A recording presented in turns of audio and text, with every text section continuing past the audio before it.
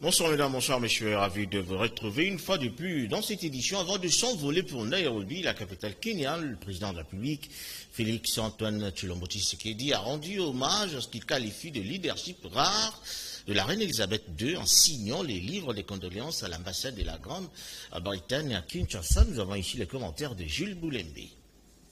À peine rentré de Kananga, où il a procédé au lancement officiel de quelques grands projets d'infrastructures routières, le président de la République, Félix Antoine Tshisekedi, était ce lundi 12 septembre 2022 à l'ambassade de la Grande-Bretagne à Kinshasa.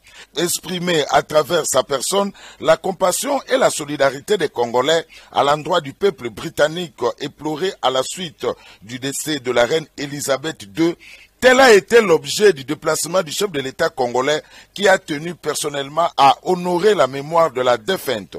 Arrivé sur le lieu en début d'après-midi, le chef de l'État a été accueilli à l'absence de l'ambassadeur par la chargée d'affaires ad interim, Laura Mazal. Juste à l'instant d'une poignée de main, le président Félix Tshisekedi a été convié à signer les livres de condoléances dans une pièce aménagée dans les locaux de l'ambassade. Dans ses écrits, le président de la République a, au nom du peuple congolais et en son nom propre, rendu hommage à la souveraine quasi intemporelle qu'aura été la reine Elisabeth II, tout en saluant son leadership rare ainsi que sa longévité tout aussi exceptionnelle qui, a-t-il précisé, marqueront à jamais ces bas mondes. Après cet exercice qui s'inscrit dans le contexte de deuil national décrété par le gouvernement britannique, le président de la République a eu un échange de quelques minutes avec la chargée d'affaires britannique avant de quitter le lieu. Pour rappel, la reine Elisabeth II est décédée le jeudi 8 septembre dans son château de Balmoral en Écosse à l'âge de 96 ans après plus de 70 ans de règne. Son fils, le prince de Galles, l'a succédé au trône sous le nom de Charles III. Ce dernier s'est adressé à la nation britannique ce week-end pour sa première allocution télévisée comme souverain, promettant de servir ses sujets toute sa vie. Notons que la Grande-Bretagne est l'un des partenaires privilégiés de la RDC. Elle est plus que jamais déterminée à maintenir cet élan et à l'amplifier davantage sous le leadership du président de la République, Félix Antoine Tshisekedi Tshilombo. Il y a 24 heures, le président de la République séjourne à Nairobi en vue de participer à la cérémonie d'investiture du président kenyan élu William Ruto. Cependant, quelques heures seulement après son arrivée, le chef de l'État de la RDC a eu un tête-à-tête avec son homologue kenyan. Les deux personnalités sont déterminées à consolider les excellentes relations entre Kinshasa et Nairobi. Jules Boulembe. Aussitôt arrivé ce lundi 12 septembre dans la soirée à Nairobi pour prendre part à la cérémonie d'investiture du nouveau président kenyan William Ruto, prévu ce mardi, le président de la République Félix Antoine Tshisekedi Tshilombo a été reçu en tête-à-tête avec les présidents entrants et sortants du Kenya. Tout sourire, Félix Antoine Tshisekedi et William Ruto se sont embrassés chaleureusement avant d'échanger quelques aimables mots de félicitations. Je suis venu pour vous présenter mes vives félicitations et m'assurer que les meilleures relations qu'entretiennent nos deux pays restent intactes. Dans les prochains jours, je vais envoyer une équipe pour rencontrer vos collaborateurs et le briefer sur les grands dossiers autour desquels notre collaboration sera faite et qui seront au menu de nos prochaines discussions. Ici, à Nairobi et à Kinshasa, a déclaré le président Félix Antoine Tshisekedi Tshilombo à son homologue. Avec le président sortant Uhuru Kenyatta, l'entretien a été empreint de convivialité. Les deux personnalités entretiennent des relations personnelles et étatiques très profondes.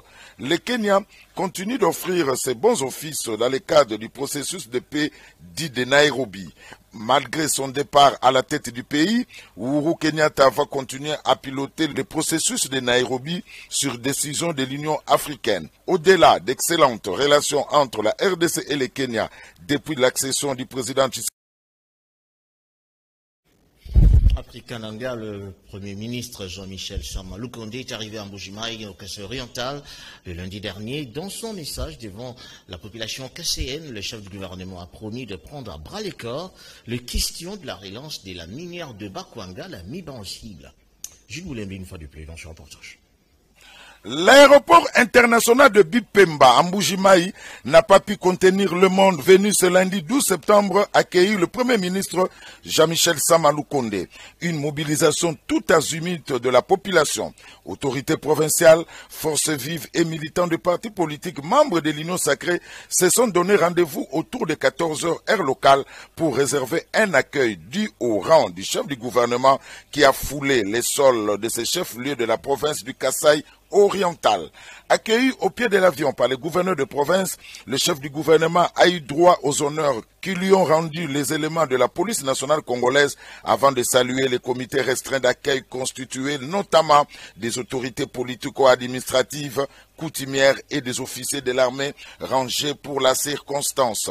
Après un entretien de bienvenue au salon d'honneur de l'aéroport, le Premier ministre s'est vu contraint de marcher jusqu'à la place de la Poste pour communier avec cette population, et cela sous la pluie, signe de bénédiction. La présence du chef du gouvernement Mbujimayi est porteuse d'espoir pour la population. Et c'est à la place de la Poste que l'hôte de marque s'est adressé à la population. Le Premier ministre a axé son message à la population sur la mission de son gouvernement qui tient à la matérialisation du projet de développement à la base de 145 territoires. Il a en outre lancé un message particulier à la jeunesse qui n'a cessé de réclamer l'emploi. À cette occasion, justement, le chef du gouvernement a promis de prendre en main la question de la relance de la MIBA. Bien avant de boucler son adresse, le Premier ministre a présenté à la population le membre du gouvernement et les parlementaires qui l'ont accompagné dans cette mission. Signalons qu'à Mbujimayi, le Premier ministre est venu non seulement palper du doigt la réalité de cette province, mais aussi et surtout se rendre compte de l'état d'avancement des différents projets en cours d'exécution dans cette partie de la République. On entre dans le cadre des travaux préparatoires de la COP 27 qui doivent se tenir à Kinshasa. Le segment scientifique s'est tenu dans la biosphère de Yangambi du 5 au 7 septembre dernier dans la province de la Chopo en présence de la vice-premier ministre, ministre de l'Environnement, Eve Bazeiba. On continue donc cette édition pour dire qu'ouverte le 5 septembre dernier dans la biosphère de Yangambi, la conférence internationale des scientifiques sur les forêts du bassin du Congo et autres bassins de forêts tropicales humides de la planète a été sanctionnée par une déclaration exigeant le développement de partenariats gagnant-gagnant pour permettre aux communautés locales et aux peuples autochtones à bénéficier de la contrepartie. Prince Yambri. Pendant les 3 jours de la conférence internationale des scientifiques sur les forêts tropicales humides du bassin du Congo et des autres bassins de la planète, tenue à Yangambi dans la province de la Chopo, des éminents professeurs de différentes universités du monde et de la RDC et autres experts en questions environnementales ont tour à tour présenté leur communication axée essentiellement sur la contribution des forêts du bassin du Congo et des autres bassins tropicaux à la lutte contre le changement climatique. Parmi les intervenants, le professeur Gilbert Kifuta Kichiba, recteur de l'université de Lubumbashi, qui est intervenu sur les temps de la mise en valeur des cahiers de charges climatiques en RDC, des compensations et contreparties pour une humanité protégée et prospère.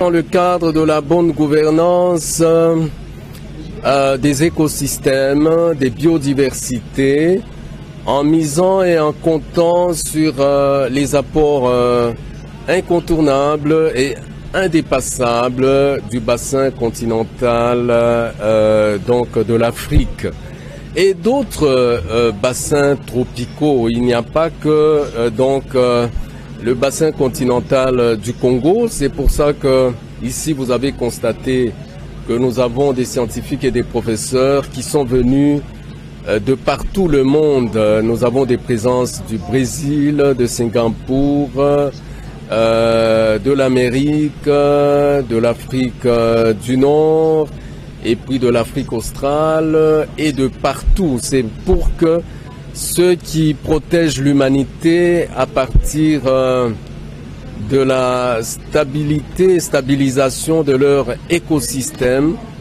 sont en droit et c'est légitime de leur part d'attendre et de réclamer à l'humanité de justement entrer dans la juste compensation et dans la contrepartie.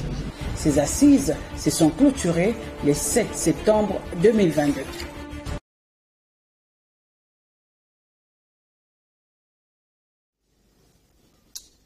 Voilà, on aura cet élément donc comme page magazine après cette édition. La vice-premier ministre, ministre de l'Environnement durable, F. Bazaïb, a représenté le Premier ministre à la cérémonie de la pose de la première pierre de la construction d'un bâtiment devant abriter le service de l'autorité de l'aviation civile situé dans l'enceinte du ministère de l'Intérieur le lundi 12 septembre dernier. Quelques membres du gouvernement Chantal y ont donc pris part. Image de commentaire. La vice-premier ministre, ministre de l'Environnement et Développement durable, son Excellence F. Bazaïba Massoudi, représentant le Premier ministre, chef du gouvernement de la République démocratique du Congo, a procédé ce lundi 12 septembre 2022 à la pose de la première pierre des constructions du bâtiment devant abriter toutes les directions et services de l'aviation civile. Sur une superficie de 19 992 mètres carrés sera érigé un imposant immeuble de 9 niveaux, dont 2 souterrains et 7 pour les différentes directions et services. Architecturé d'une forme aérodynamique d'un avion, situé en face du Palais du Peuple, ces terrains se trouvent entre le bâtiment du gouvernement et le commissariat général de la police nationale congolaise. Ces travaux s'étendront sur une période de 15 mois. Dans son mot de bienvenue, le directeur général de l'autorité de l'aviation civile, AAC, a rappelé que depuis la création de cette structure en 2003, l'AAC a toujours été locataire et parfois même dans des conditions de travail peu recommandables. Pour lui, cette cérémonie vient faire de l'AAC propriétaire d'un siège administratif. L'histoire de l'aviation civile a connu de péripéties glorieuses et désastreuses. Considérant les avancées réalisées, les gouvernements entendent mettre à la disposition des opérateurs du secteur aérien de moyens nécessaires pour son efficacité, sa crédibilité et son attractivité, a déclaré Chériban Okende, ministre de Transport et Voies de Communication. C'est la condition sine qua non pour l'épanouissement du secteur de transport aérien d'une part, pour la promotion et la culture de la sécurité aérienne et la sûreté de l'aviation civile et l'aéroportuaire d'autre part. La cérémonie de remise et reprise à l'Office congolais de contrôle OCC en sigle a bel et bien eu lieu. C'était il y a quelques heures en présence du ministre du Commerce extérieur Jean-Lucien Boussa et quelques officiels du ministère du Portefeuille ainsi que de l'équipe Fortunon Ndambo, Chimanga et Christelle Mwabilou.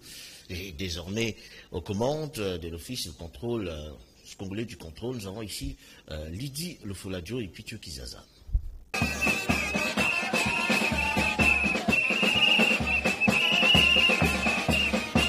L'ambiance était totale lors de la cérémonie des remises et reprises de nouveaux membres du conseil d'administration ainsi que du nouveau comité de gestion à l'Office congolais des contrôles OCC. En présence du ministre de tutelle Jean-Lucien Boussa-Tongba, le directeur général sortant Gabi Loubiba a passé le bâton de commandement au nouveau directeur général entrant Étienne Chimanga. Le président du conseil d'administration Fortunon Ndambo et la DGA Christelle Mwabilou étaient de la partie.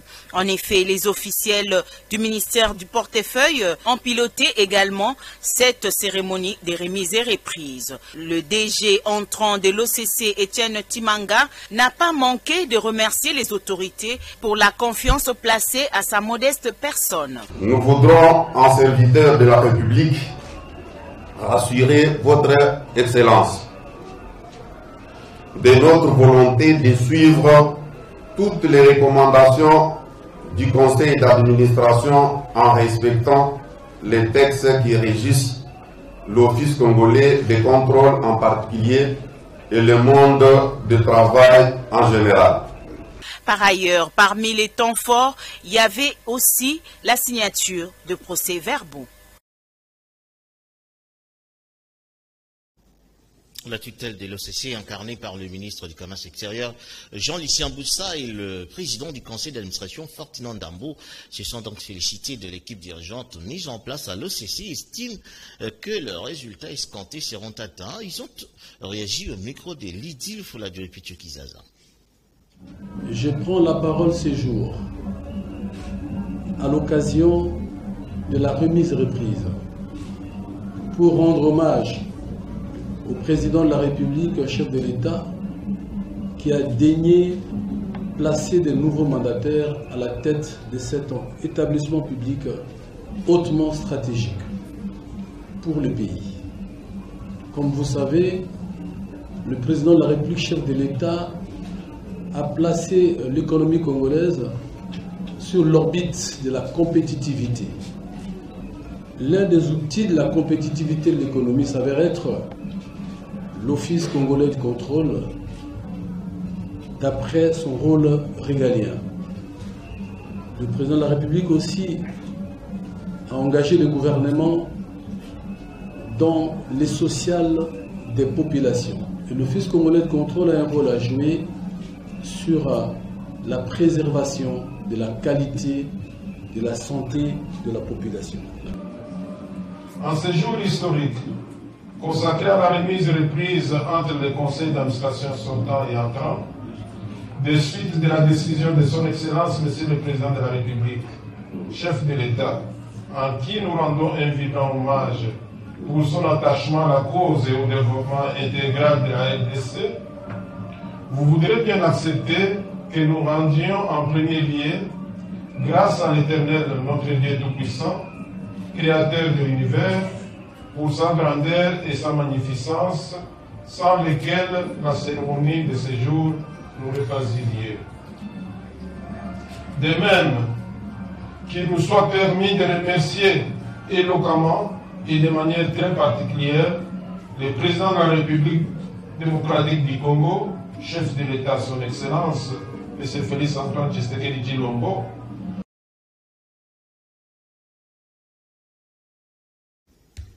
La délégation du PRISM, projet de renforcement de mécanismes électoraux, a été reçue par le président de la CENI, Denis Kadima.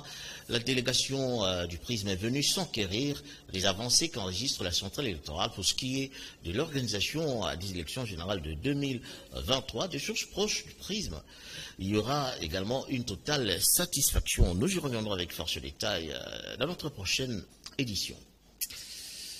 En itinérance parlementaire, dans son fief électoral de Boudjala, la députée nationale Annie Mobunza a procédé à la remise d'un important lot de matériel agricole octroyé par le président national du mouvement de libération du Congo, Jean-Pierre Bemba Gombo, aux agriculteurs, pour dire ainsi que des fermiers de la localité des Kouma. Pour la population bénéficiaire, le geste posé par le président national du mouvement de libération du Congo vient de répondre aux multiples soucis de la vie quotidienne à Kouma.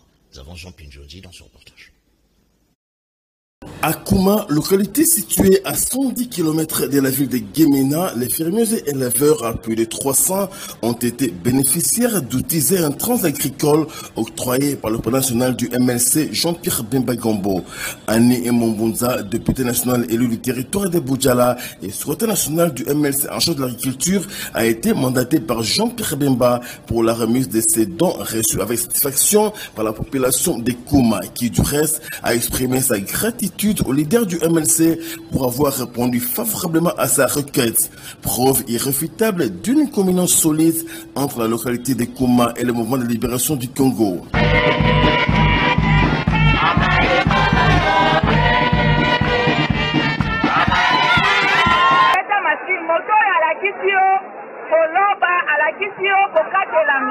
Na moto ya ya pesio au 10 000 francs. Nani aleki? MLC viva. Chef de secteur a évité bino. Na mobulu te parce que nyon se zali suivi. Président Zolanda moko ndenge bato bakozwa. Ba représentant na ye bazali awa. Bakondima solo ete président eloko yo tindaki ba population bazwi. MLC viva. L'émissaire de Jean-Pierre Bemba à Kouma, Annie Mobunza, a précisé que ces dons seront octroyés dans les prochains jours aux autres localités du territoire de Boudjala. En vacances parlementaires, il y a peu dans son fief électoral, le député national élu du territoire de Dungu, Xavier Bonané Yanganzi, a été très attentif aux problèmes majeurs qui rongent les populations de Dungu, parce qu'il est passé à Bonané Yanganzi a été pour les populations, les différentes populations des différentes localités, un interlocuteur qui a convaincu et les populations croient aux solutions dans les jours à venir. Une fois de plus, Jean Pinjonji, dans ce commentaire. Les populations des Dungu, Doroma, Sandra et d'autres localités environnantes ont, comme cela a toujours été le cas, réservé un accueil digne d'un le fils du terroir à Xavier Bonane Yanganzi, député national élu du territoire des Dungu, qui chaque jour qui passe est reconnu et confirmé comme leader et grand notable du territoire des Dungu. Pour les vacances parlementaires achevées il y a moins de 24 heures, Xavier Bonane Yanganzi a premièrement rendu gloire à Dieu en assistant à la messe à la paroisse catholique de Dongo, Mater Admirabilis, au cours de laquelle il a remercié la population de Dongo et exhorté à l'unité pour le développement du territoire.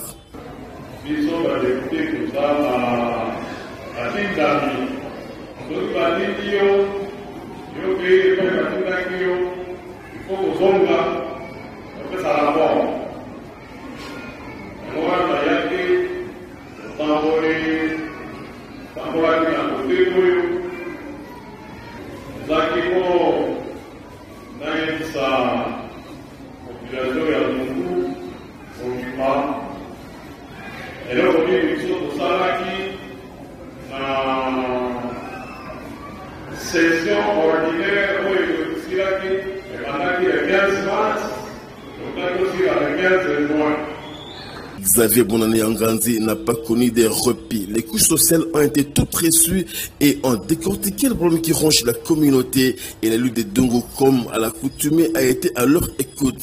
Les clubs de football des Dongo ont été dans l'allégresse de recevoir leur licence que la lutte des Dongo a obtenue pour eux à la FECOFA après d'intenses démarches entreprises. Et ainsi les mettre sur orbite pour les prochaines compétitions homologuées par la FECOFA.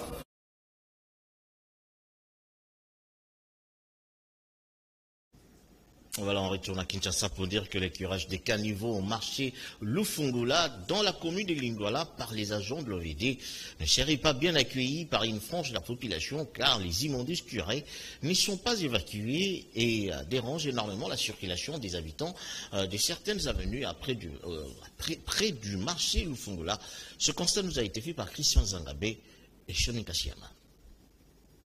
Marché Lufungula, situé dans la commune de Lingwala. Ici, les agents de l'OVD ont procédé au curage de caniveaux il y a quelques temps. Malgré cette bonne volonté, les immondices tirés dans des caniveaux sont abandonnés sous la chaussée, empêchant une bonne circulation de passagers et dégageant une odeur nauséabonde. Sur ce, la population de cette zone demande aux autorités de l'OVD de bien disposer les moyens nécessaires afin d'évacuer ces immondices. Ce n'est pas aujourd'hui qu'on commence à curer les terrasses.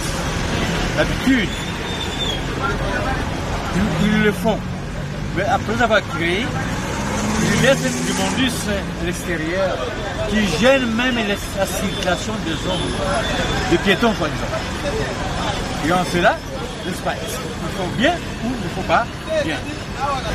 Après le curage, l'habitude de notre époque, qu'est-ce qu'on faisait? Après la curage, il y a eu des véhicules qui circulent ici par là pour ramasser les immondices en train de curer les terrasses.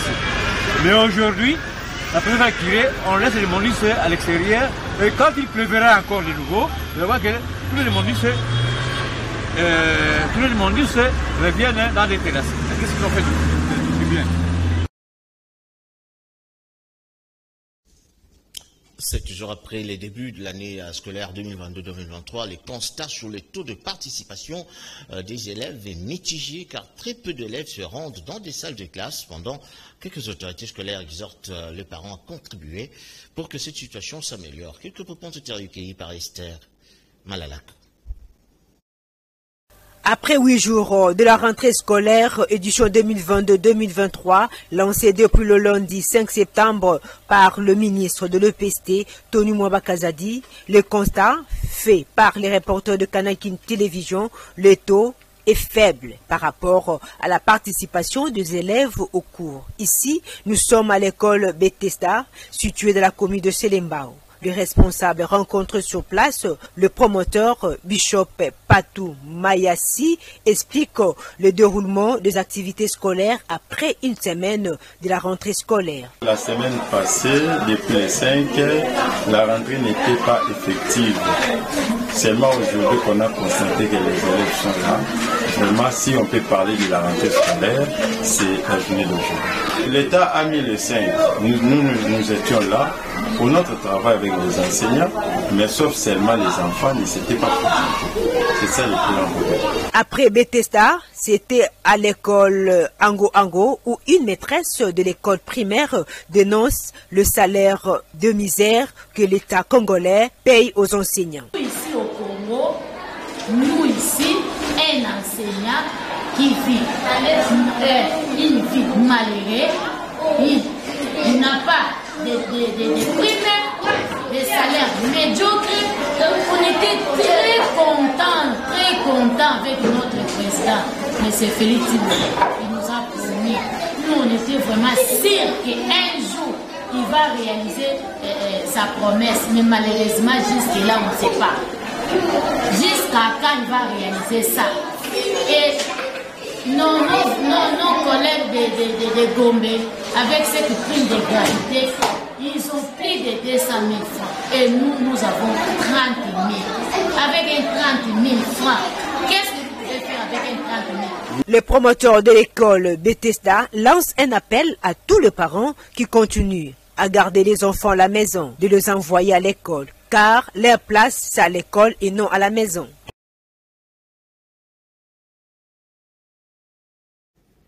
Fin de ce journal. Merci à vous de l'avoir suivi. Merci à Mike Kamwaka, à Freddy Takidi, à Soulemboyo, à Tony Binda, à Patis Sumbu, mais également à Jean-Pierre Njonje pour sa réalisation. Dieu voulant, on se retrouve tout prochainement, mais bien avant. Je vous annonce également la page magazine, tel que dit auparavant, sur les travaux préparatoires de la COP27. Bon, sur le programme sur Canal K. Les lampions se sont éteints ce mercredi 7 septembre 2022 sur la conférence scientifique internationale sur les forêts tropicales humides du bassin du Congo et des autres bassins de la planète ouverte lundi 5 septembre à Yangambi dans la province de la Chopo. À l'issue de ces échanges et discussions, les scientifiques, plus d'une centaine venus de différentes universités du monde et de la République démocratique du Congo, ont pu produire un document contenant la position de leur pays par rapport au rôle que jouent les forêts dans la lutte contre les changements climatiques, eux pourtant pays moins pollueurs du monde. La déclaration de Yangambi est ici lue par le professeur Marc Pereira du Brésil. Conscient de la nécessité d'améliorer les connaissances des forêts tropicales humides en renforçant la recherche dans ce domaine, déclarons ce qui suit. L'urgence d'améliorer la gouvernance des aires protégées, notamment par la gestion participative et la mise en œuvre effective des plans de gestion, le développement des mécanismes de financement durable, l'amélioration des conditions de vie des populations riveraines grâce au partage équitable des bénéfices et le renforcement de la sécurité autour des aires protégées. L'urgence d'alléger les mécanismes d'accès au marché volontaire et réguler les crédits de carbone pour les pays du bassin du Congo et d'autres bassins tropicaux de la planète. Du côté de son Excellence F. Bazaïba Massoudi, vice-premier ministre, ministre de l'Environnement et du Développement durable, c'est un sentiment non seulement du travail bien fait, mais aussi très bien accompli. À vous, chers scientifiques, mes très sincères félicitations et remerciements pour vos exposés de très haute qualité qui ont animé les 3 journées de ces forums. Sachez que l'intérêt que vous avez porté aux thématiques et toutes vos interventions ont été à la hauteur de nos attentes. En dépit de nos divergences d'opinion, car il y en a eu, ces 3 journées de débats et échanges basés essentiellement sur vos pertinents résultats de recherche ont renforcé encore une fois de plus ma conviction que la République démocratique du Congo est réellement un pays solution pour la lutte contre les changements climatiques. J'ai saisi cette opportunité pour vous inviter à continuer vos réflexions, dont les conclusions vont aider le gouvernement et les États à mettre en place des politiques et programmes de conservation, de sauvegarde des ressources naturelles dans le but de garantir le développement socio-économique durable de nos pays respectifs face aux enjeux du climat. Cette cérémonie de clôture s'est déroulée en présence de l'ambassadeur du Pays-Bas en RDC, du représentant de l'UNESCO et de l'archevêque de Kisangani, le président de la conférence épiscopale nationale du Congo, Senko, Marcelin Outembi.